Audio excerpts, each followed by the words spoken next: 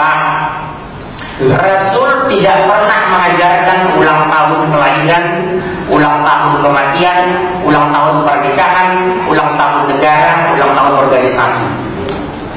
Itu mentashabbaha biqaum fahuwa minhum. Barang siapa yang menyerupai kaum, kamu sama dengan mereka.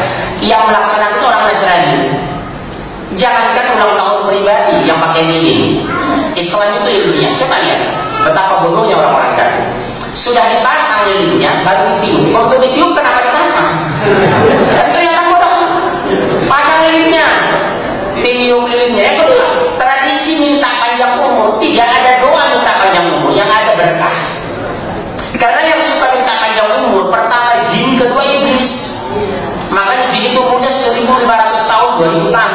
Iblis itu sampai hari kiamat. Jadi Islam tidak minta panjang umur, tapi berkah. Biar kaya tapi berkah, daripada miskin tidak berkah. Betul ya Pak? Yang kita minta apa?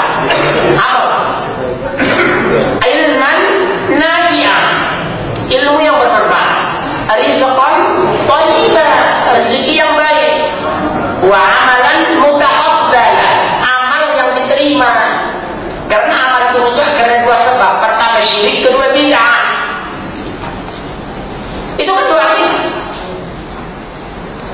Ilmu yang bermanfaat. Ada orang pintar tapi hancur. Lihat orang gila, profesor doktor hafal Quran, ngerti hadis, tapi mereka neraka. Karena apa?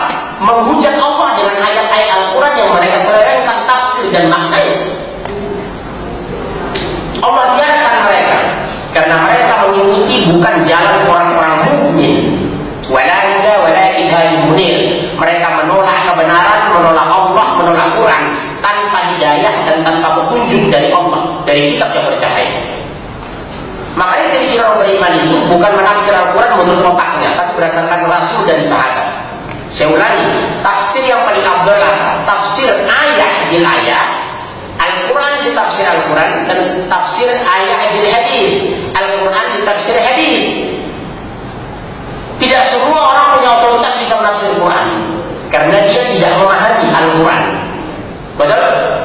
Nah, kemudian digantilah istilah ulang tahun milad. Masjid ada miladnya, orang ada fitrahnya 70. Itu bukan dari Islam, bos. Ada lagi doa awal tahun, akhir tahun. Kenapa tidak ada doa awal tahun, akhir tahun? Karena sepanjang gerakan kita berdoa. Masuk masjid kita berdoa, keluar masjid berdoa, menggauli istri berdoa, masuk WC berdoa, mau masuk rumah berdoa, mau berbusana berdoa, bercermin berdoa. Jadi tidak ada doa awal tahun, akhir tahun. Itu dhaif. Yang kedua, tidak ada pembuka kajian untuk mengambil keberkahan dari pengajian yang kita baca Al-Quran, Al-Fatihah. Itu tidak ada hadisnya. Yang ada adalah pekerjaan baik yang tidak dimulai bismillah kata Rasulullah, keberkahannya tidak sempurna. Itu hadis. Artinya, sepanjang perbuatan itu tidak menyimpang dari Al-Quran dan Sunnah, bacalah bismillah. Tapi haram memakai bismillah untuk melakukan dosa dan maksiat. Misalnya ada laki-laki mau berzina, bismillah, haram.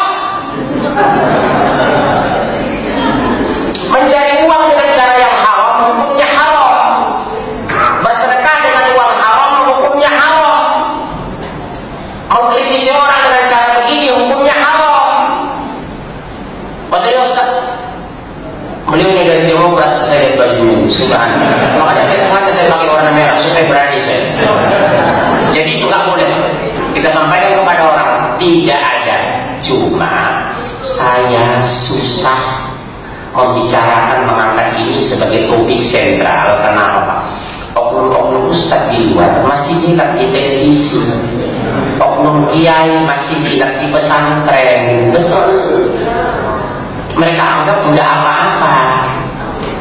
Padahal buka Al-Quran surah 24 ayat 51, 24 51, 24 51. Buka itu dalilnya Pak. 24 51 An-Nur.